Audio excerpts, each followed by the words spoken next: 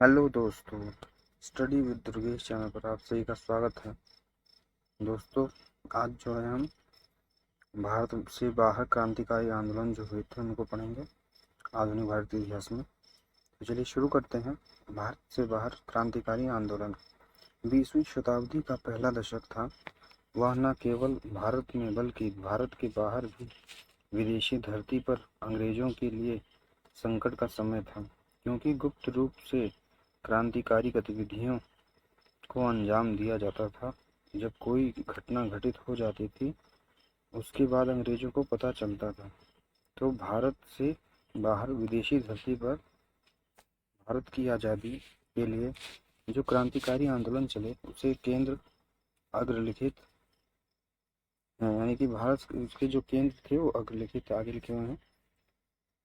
भारत से बाहर क्रांतिकारी आंदोलन का मुख्य रूप से केंद्र लंदन, यूएसए, अफगानिस्तान, जर्मनी और पेरिस को बनाया गया।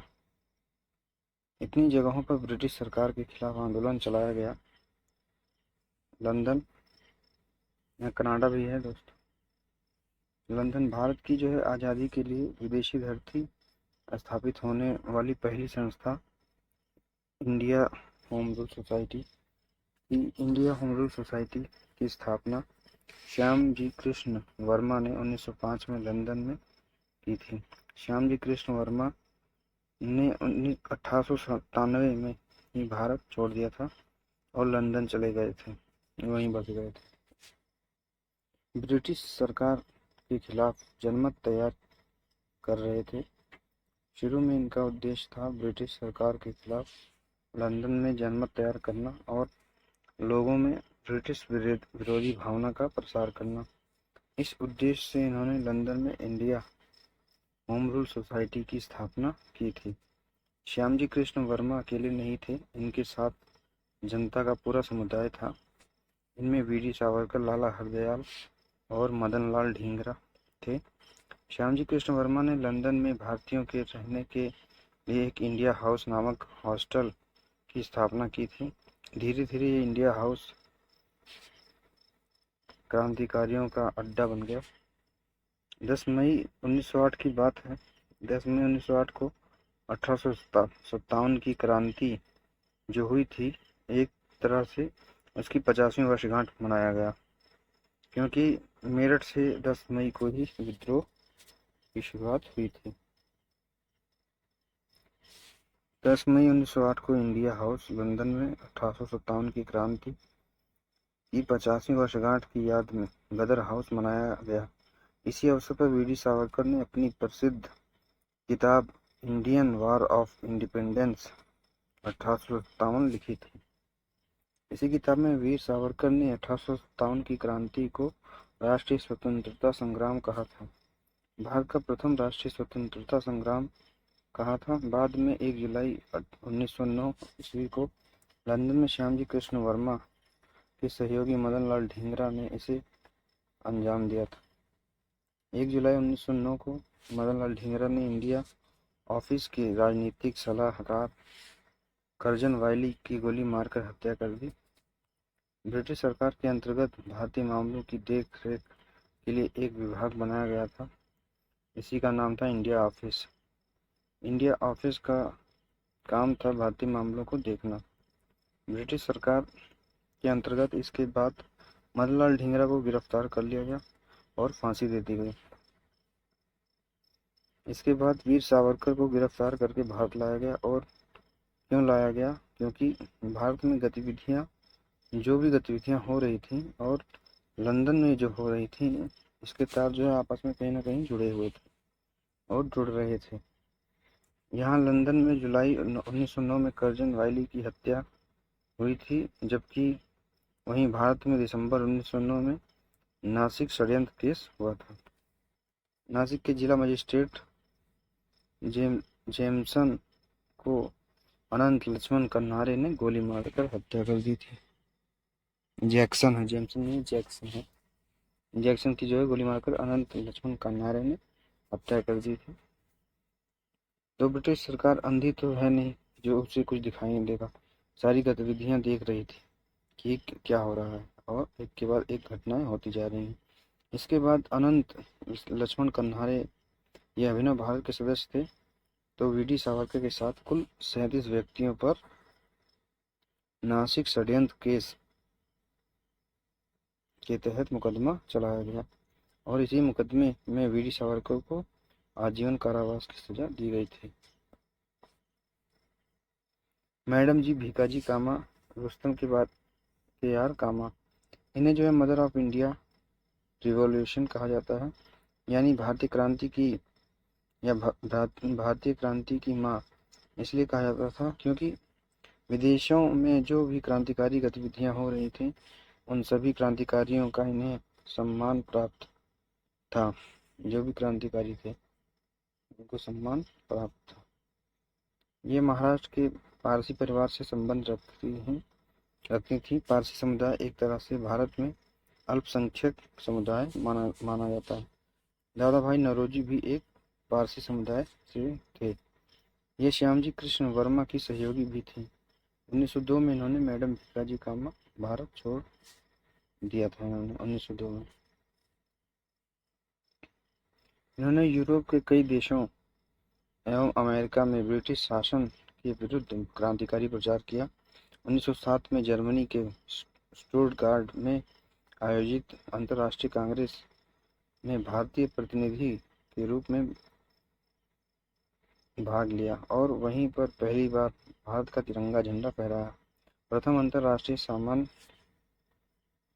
झंडा जो है कांग्रेस का आयोजन जर्मनी के स्टुटगार्ट में ही हुआ था, लेकिन ये वह तिरंगा झंडा आज की तरह नहीं था। उस तिरंगे में हरा, केसरिया तथा लाल रंग के पड़े थे तथा ये लाल रंग शक्ति का प्रतीक, केसरिया विजय का प्रतीक तथा हरा रंग साहस का प्रतीक था। इसी प्रकार 8 कमल के फूल भारत के 8 राज्यों के प्रतीक थे। वंदे मातरम यह देवनागरी अक्षरों में झंडे के मध्य में लिखा हुआ था। अमेरिका देखते 19वीं शताब्दी का जो अंतिम दशक था अर्थात 1890 के बाद के वर्ष, एक बहुत से भारतीय कनाडा और अमेरिका में जाकर बस गए थे और ये केवल बसे ही नहीं बल्कि ब्रिटिश सरकार के खिलाफ क्रांतिकारी विचारों को पत्र और पत्रिकाओं के माध्यम से प्रकाशित करने लगे। ब्रिटिश सरकार ने विरुद्ध लोगों को भड़कने के लिए पत्रकार और पत्रिकाएं निकालने लगे। क्रांतिकारी विचारधारा के फलने फूलने के लिए बहुत से पत्र पत्रिकाओं का प्रकाशन करने लगे। ऐसे पत्र पत्रिकाओं में 2 शुरुआती काफी प्रमुख हैं। एक है फ्री हिंदुस्तान सोहन सिंह भाकना, एक है सर्कुलर ए आज़ादी रामनाथपुरी।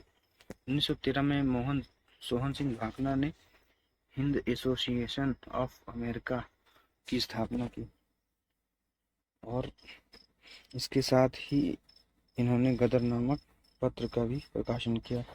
गदर एक साप्ताहिक पत्र प्रकाशित किया जो 1857 की क्रांति की याद पर आधारित था। बाद में इसी गदर पत्र के नाम पर ही हिंद एसोसिएशन ऑफ अमेरिका का नाम गदर आंदोलन पड़ गया, लेकिन एक नए सिरे से गदर पार्टी का गठन किया गया। गदर पार्टी के गठन का श्रेय लाला हरदयाल अमेरिका के कैलिफोर्निया में जो है लाला हरदयाल को ही दिया जाता है। इसका श्रेय लाला हरदयाल जो है अमेरिका के कैलिफोर्निया में स्टैनफोर्ड यूनिवर्सिटी में 1911 से अध्यापन का कार्य कर रहे थे। तो लाला हरदयाल ने 1 नवंबर 1913 को यूएसए के सैन फ्रांसिस्को में गदर पार्टी की स्थापना की। कब? 1 नवंबर 1913 एवं इसके अध्यक्ष सोहन सिंह भाकना को बनाया।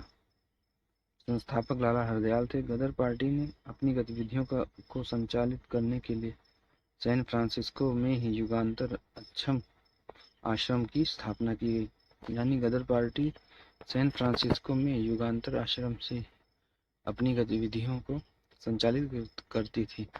गतिविधियों में ये थी कि ब्रिटिश भारतीय सरकार के खिलाफ या ब्रिटिश सरकार के खिलाफ विद्रोह की भावना का प्रसार करना, क्योंकि उस समय ब्रिटिश सरकार केवल भारत पर ही शासन नहीं कर रही थी बल्कि दुनिया के कई देशों में उसका शासन था।